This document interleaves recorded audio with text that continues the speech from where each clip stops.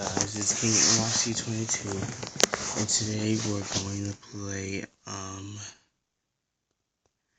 when I say play, why did I say my old name? What the fuck, man? Anyway, right here we're back to do another reaction, because we haven't done it in a long time, and we're gonna play Cash, and we're gonna, what is wrong with my brain today? What the fuck, alright, anyway, we're gonna watch Casually Explains Life is Basically a Game, Evolution by Human Player.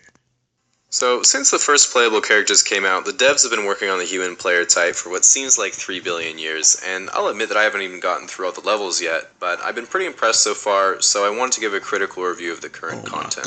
Now, if this is your first time playing, I definitely recommend picking one of the starting regions with lower difficulty, which I put in green here. All the servers are getting pretty overpopulated right now, so you can pick one of the yellow regions if the recommended ones are full, but really try not to go for the areas in red unless you really know what you're doing or are just trying to speedrun the game.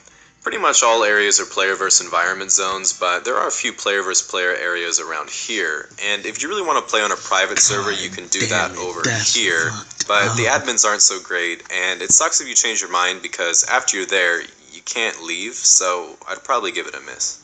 Okay, at the start you have to choose a race, and in the past, Caucasian male was definitely the most OP, but they've all become a lot more balanced in more recent patches, at least in the easier starting regions, but if you look at the race perks tab, still some nice privileges with this choice, so that's what I went with. Oh my god.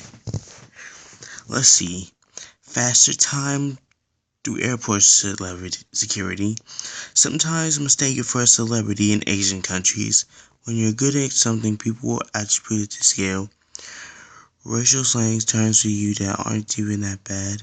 Your character usually hits for the whole movie. When somebody reads a post on the internet, the default assumption of who wrote it is you.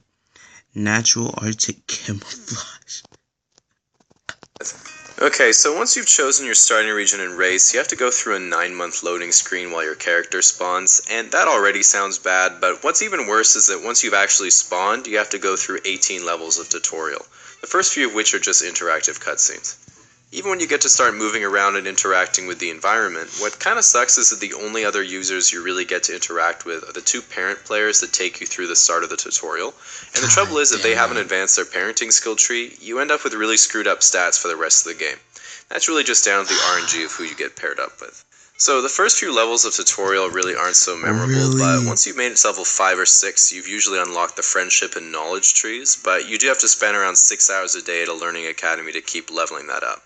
Okay, so as we get to about level 17 or 18, you basically finish the tutorial, and it turns out that the first thing you actually realize once you're done is that it had nothing to do with the rest of the game. And it turns out the whole tutorial is pretty much designed to sell you the college or university DLC, which is kind of overpriced for what you get, but if you decide to go for it, it can help you get a step up on free-to-play players in the mid-game.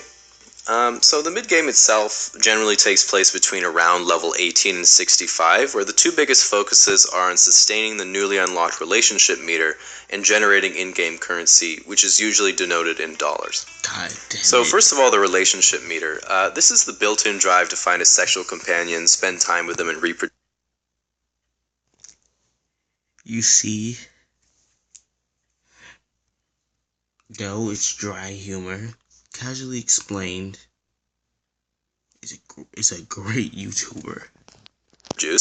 There are some factions where your parent players choose a companion for you, but in most of the Western factions you get to choose yourself. You might think that this is a way better idea, but the problem is they also have to choose you, so it might sound better on paper, but make sure you think out the gameplay.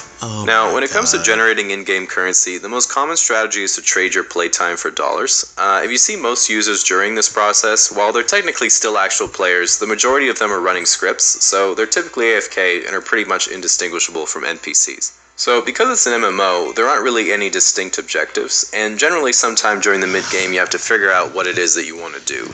Some players focus on their relationship meter, some on getting more dollars, some on really maxing out certain skill trees, and some struggle to figure it out at all. There's no right answer really, just like any other MMO. I think your goal is to just enjoy the time you spend playing without ruining it for other people.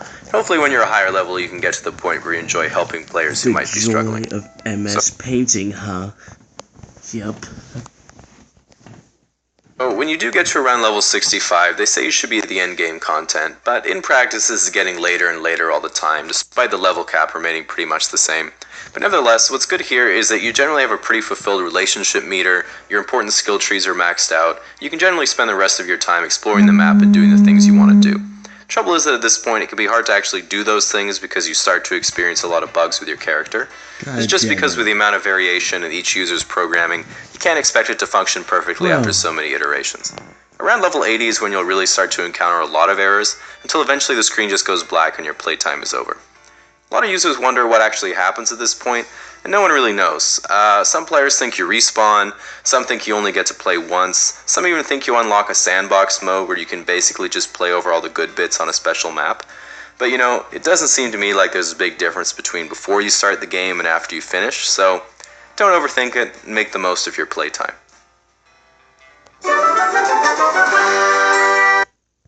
You see, that was philosophical.